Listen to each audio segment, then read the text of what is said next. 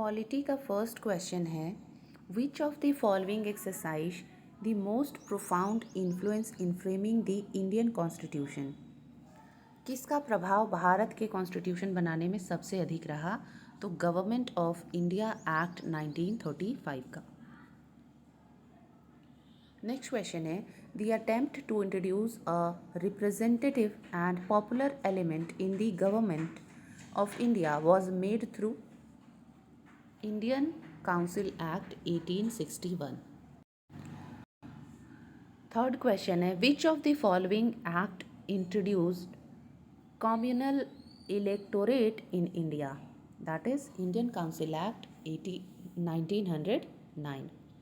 Next question है, assertion है, कथन है, the government of India act 1858 transferred the governance of India from East India company to the crown. ये assertion तो सही है, कथन सही है। Reason, the East India Company was unwilling to administered India at any more. Reason गलत है।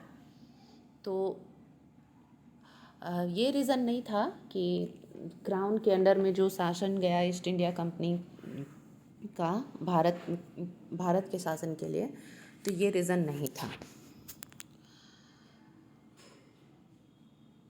By virtue of which act dyarchy was introduce in India? Dyarchy जो है, द्वैत शासन है, जो है वर्ष 1919 में शुरू की गई थी गवर्नमेंट ऑफ इंडिया एक्ट के द्वारा। ठीक है, यानी कि द्वैत शासन डायरकी इंट्रोड्यूस की गई 1919 में, और जो कम्युनल इलेक्टोरेट है वो 1909 में शुरू की गई। और भारत के शासन में भारत के संविधान बनाने में 1935 के भारत शासन अधिनियम का बहुत प्रभाव रहा। नेक्स्ट क्वेश्चन है, the instrument of instruction contained in the Government of India Act 1935 has been incorporated in the Constitution of India in the year 1950 as। तो instrument of instructions contained in the government of India act 1935 has been incorporated in the constitution of India in the 1950 as emergency provisions. Emergency provision जो 1935 में लिखा गया था, भारत शासन अधिनियम 1935 में, वही 1950 में जब 26 जनवरी को संविधान स्वीकार किए उसे शामिल किया गया। The government of India act 1935 was based on the principle of federation and parliamentary system. The monopoly of Indian trade off east India Company was abolished bye chartered act 1813। Consider the following act. What is the correct chronological sequence of these acts? Regulating Act 1783, 1773, उसके बाद Pitt's India act आया, फिर chartered act आया और finally Indian council act आया। The objective of Montagu-Chelmsford reforms of 1919 क्या था? तो ऑब्जेक्टिव था मॉन्टेग्यू चेम्सफोर्ड रिपोर्ट का, जो वर्ष 1919 में आया, to establish dyarchy in the province, प्रांतों में डायरकी की स्थापना, और एक्सटेंशन ऑफ प्रोविंशियल गवर्नमेंट, और गवर्नमेंट जो है प्रोविंशियल प्रांतीय गवर्नमेंट का विस्तार करना। To give power to the local government, ये गलत है, लोकल गवर्नमेंट को पावर नहीं देना था, मगर डायरकी सिस्टम शुरू किया गया था प्रांतों में। Consider the following with the reference of the provisions of Government of India act 1935।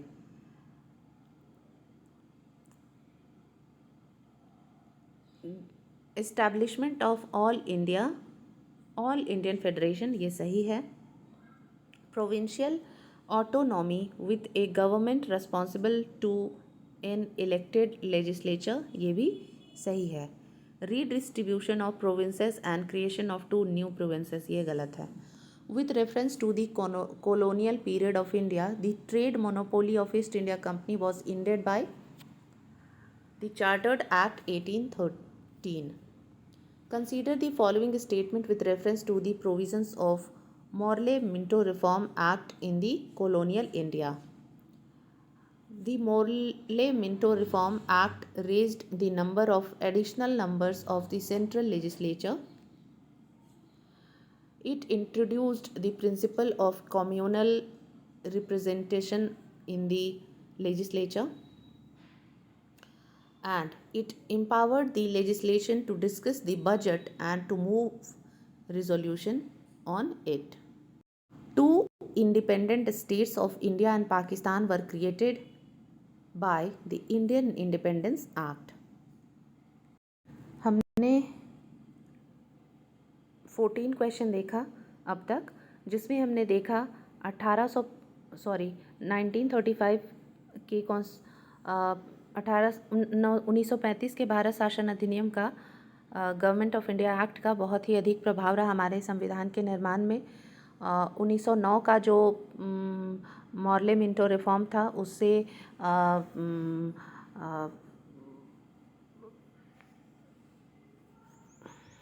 Muslims के लिए अलग से इलेक्टोरेट की प्रावधान की गई थी। और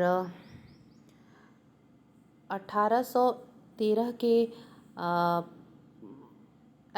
चार्टर्ड एक्ट के थ्रू जो इंडियन ट्रेड जो थी ईस्ट इंडिया कंपनी की, उसकी मोनोपोली ख़त्म की गई। और 1919 के मॉन्टेग्यू चेम्सफोर्ड रिफॉर्म के तहत द्वैत शासन प्रांतों में स्थापित करने का प्रावधान किया गया। लगभग ओवरऑल ये देखे अभी तक।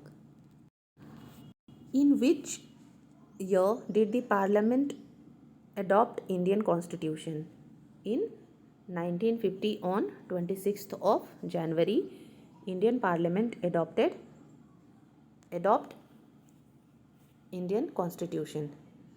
And which act introduced dyarchy at the center? Dyarchy का हम लोगों को पता है, सेंटर पे केंद्र में डायरकी जो है वो 1935 के अधिनियम से आया, और राज्यों में डायरकी 1919 के मॉन्टेग्यू चेम्सफोर्ड रिफॉर्म के अंतर्गत आया। प्रांतों में 1919 और केंद्र में 1935।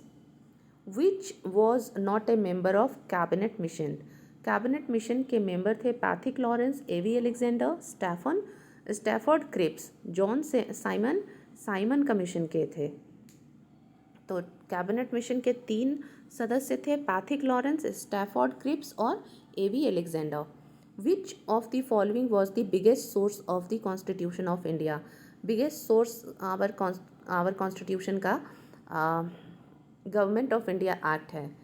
Constitution of India came into force on 26th of January 1950. The Supreme Court of India was set up by the Regulating Act 1773. The distribution of powers between the center and the state in the Indian Constitution is based on the scheme provided in the Government of India Act 1935.